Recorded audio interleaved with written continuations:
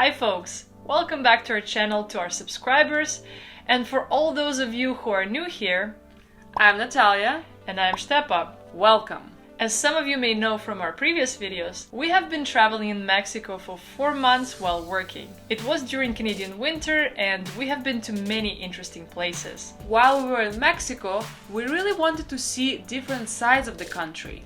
Touristy Caribbean side, cultural and vibrant central area, and mysterious Pacific coast. In today's video, we would like to tell you about a magical spot loved by surfers and adventurous tourists alike. Puerto Escondido. Puerto Escondido is located on the southwest of Mexico in the state of Oaxaca and is a famous beach and surfing spot. The name means hidden port, and until about a century ago, there was no settlement in the area.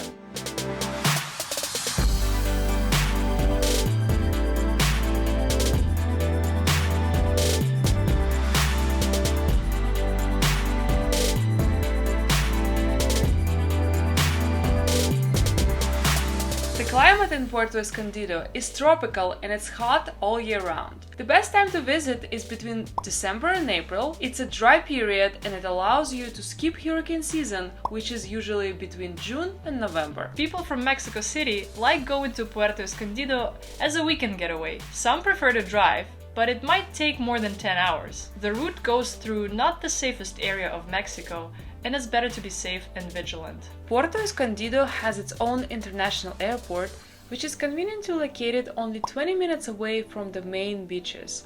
It takes flights from Mexico City, Oaxaca City, and Monterrey. Tijuana and Guadalajara will be added later in 2022. Exciting news! There is about 9 flights a day from Mexico City, and the route takes about 1 hour 15 minutes.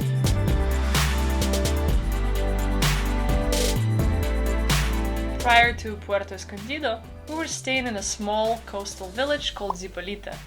We will be talking about it in one of our next videos. Getting from Zipolite to Puerto Escondido will take you about 1.5 to 2 hours. We decided to order a taxi from our hotel in Zipolite, and it cost us 850 pesos or $44. It took us 1 hour 10 minutes instead of promised hour and a half. Considering the speed limit on the highway was 30, 40, 60 or 80 kilometers per hour, we were going with constant 110 or 120 kilometers per hour. Driving style in Mexico is pretty reckless, and we talked about it in one of our early videos. You can check it in the link in the top right corner.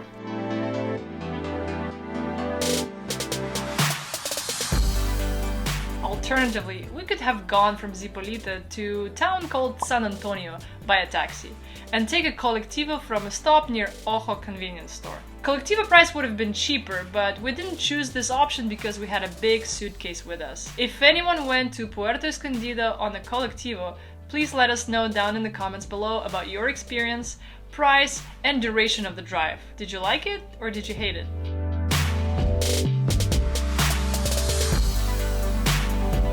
We stayed in Puerto Escondido for the weekend and had to work from there on Monday. We have a certain criteria to a place where we stay, where we have to work. It has to have fast internet, at least one working desk, and a separate room. We found a hotel right at the beginning of Zicatela beach that had 2 options for accommodations: standard rooms and apartments. We went for the second option.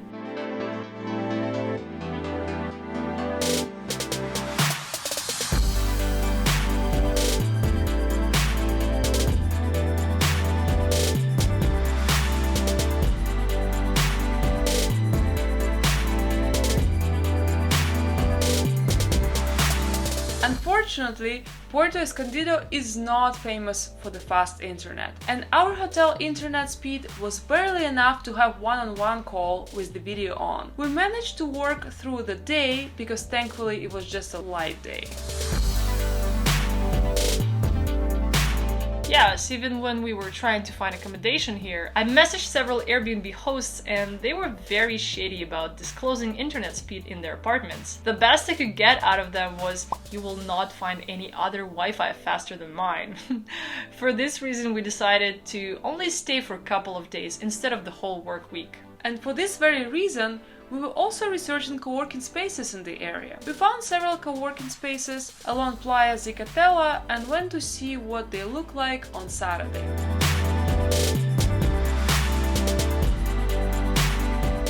To our surprise, one was closed on weekends, so we couldn't confirm its availability beforehand. Another space was supposed to be open, but was actually closed when we came to check on it. We came back the next day, but no luck, was closed again. Second time we come into this coworking space, and second time it's been closed, even though the Google Maps tell us it's open right now, so not very reliable.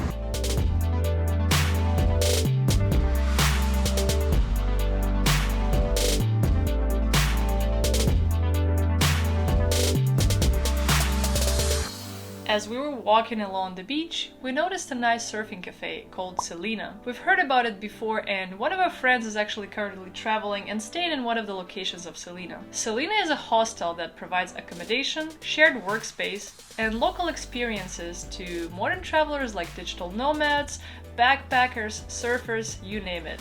You can book Selena as you typically would book any other accommodation, or you can buy a membership and travel around different destinations that Selena is available in. It's a great business model that suits digital nomads and supports location-dependent lifestyle. By the way, this video is not sponsored by Selena. We just really like their idea. I would totally be interested in trying it one day. So if we made our research in advance, we might have found Selena earlier and could have stayed in Puerto Escondido longer. But in our situation, we had to work one day from our hotel room with questionable internet and fly back to Mexico City on the evening flight on Monday.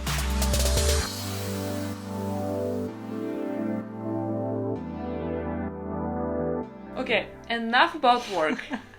Let's talk about fun things to do in Puerto Escondido. There's a lot of them. First of all, Puerto Escondido has multiple beaches that made it famous around the world. To the north side of the city, you might find sandy beaches surrounded by hills. They have calmer waters and suitable for swimming and snorkeling. These are beaches like Playa Coral, Playa Manzanillo, Puerto Angelito, etc. Playa Principal is located on the city side and is a small beach with calmer waters and fishermen boats.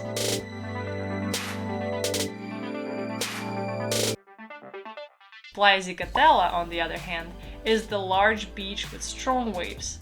It's not suitable for swimming because of rip currents and undertow, and we constantly saw red flags and signs prohibiting swimming on the beach. But it made this area famous around the whole world as one of the best places for surfing.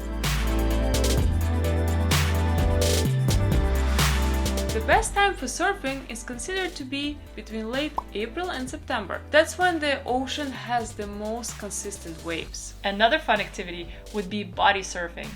For this, you would need a floating board and usually a pair of fins as well. It is very similar to surfing, with the difference that you don't actually need to stand up on the board and keep gliding on the wave using the fins for assistance and acceleration.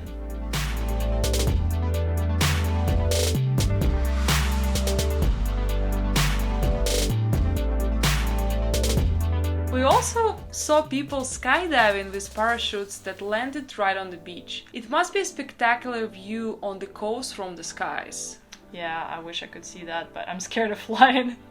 Other than that, there's a lot of boat tours, snorkeling, and bioluminescent tours. We went to see bioluminescent in Holbox, but the light wasn't too bright due to winter months when bioluminescence is not as active. You can also take a boat tour to go see dolphins and even humpback whales in the open ocean. We actually saw humpback whales before in North Atlantic coast in Nova Scotia. You can check this video in the upper right corner. Boat tours go every day 7 a.m. and last 3 hours. You can order a tour at the main street, one of the tour agencies. If you're here just for the weekend, short and early morning boat tour would be the perfect activity for you. One of the tours that we went to was to see baby turtles. You can buy a tour in one of the agencies on the main street, and the drivers will take you to a deserted beach south of Puerto Escondido. The beach itself is a very beautiful area and is perfect to watch the sunset. So if you have your own car, this would be a great option. The area is called Boca Barra or Bocana Colotepec.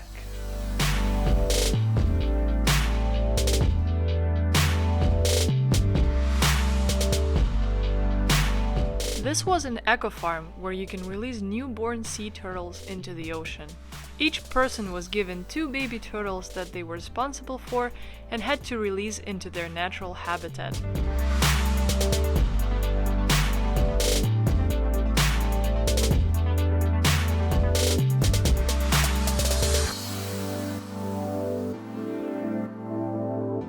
Turtles are tiny and cute, but the experience didn't turn out to be as pleasant as we were hoping.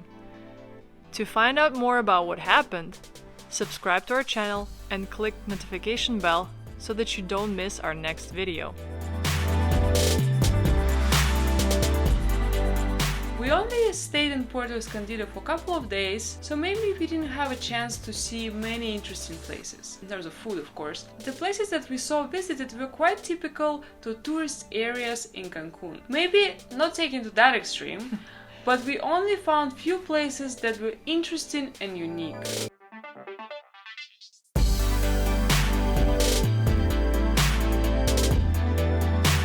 One place had a bar with sit or lay down chairs with very cool drinks, and located right on the beach, a perfect place to watch the sunset. We have been to a few seafood places next to the main beach, Playa Principal.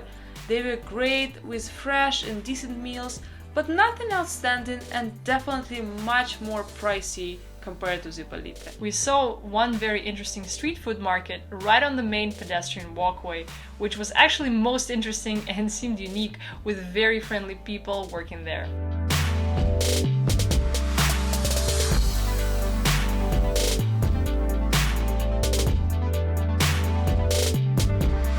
Beach clubs are pretty standard and we've already reviewed them in our Holbox video, and we always find them a great option to cool down under the umbrella, have a drink or maybe a snack, and if you're not ready to return to the hotel and leave the beach during the day. Share your experience with food in Puerto Escondido down in the comment section below. Maybe we missed something out, we'd like to know.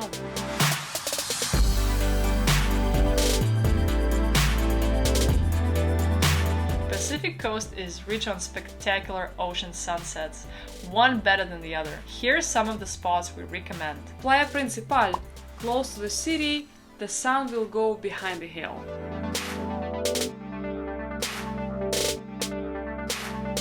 You can then move further south towards Playa Zicatela and catch the last glimpse of the sun diving right into the water. The lookout point between Playa Principal and Playa Zicatela is also a great elevated spot.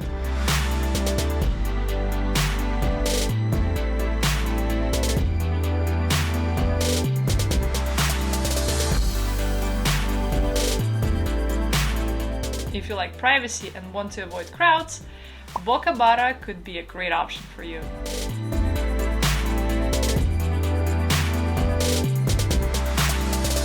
Here are some hot tips. How to get to Puerto Escondido. You can get there by air from Mexico City and there's 9 flights a day by regular airlines.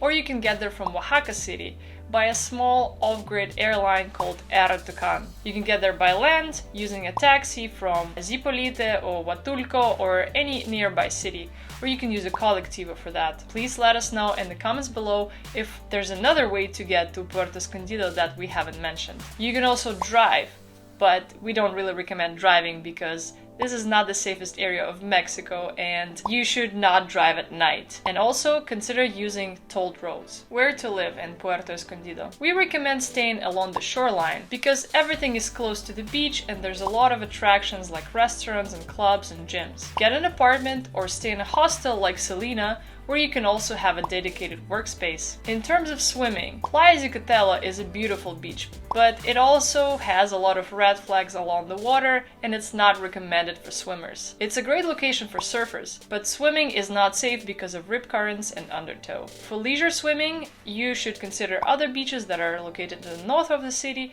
so please consider this if you're deciding to go to Puerto Escondido and maybe you want to take your kids. Tourist attractions. Choose wisely, because not all of the tours are worth your time. We will not tell you which one you should go or should not go to, but evaluate it yourself based on our turtle story. Tell us about your experience experience down below in the comment section, and maybe there's another tour that is worth seeing, that is very impressive and we just missed it. Thank you for watching this video. This has been a story about our amazing trip on a weekend getaway to Puerto Escondido on Pacific Coast.